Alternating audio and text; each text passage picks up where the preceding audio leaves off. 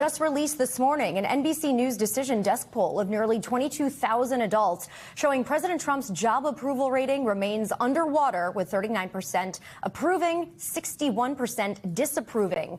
Immigration had been one of his strongest issues, but his numbers on the handling of border security now nearly match his overall approval. That is a major shift that could make the White House take some notice. Respondents feel enforcement has gone too far. They also mostly blame the Trump administration for the recent unrest we've seen in Minneapolis.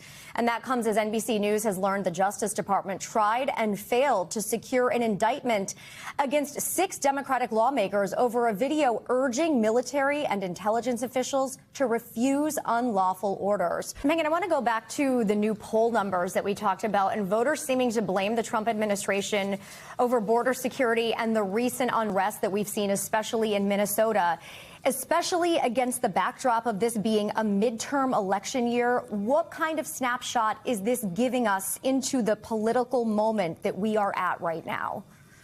Yeah, that's right. So on your screen, you can see how voters are feeling about who deserves most of the blame for the clashes and unrest in Minnesota. Remember, this poll had been conducted in the aftermath of Renee Good and Alex Preddy being shot and killed. So the Trump administration, voters had said, deserves most of the blame.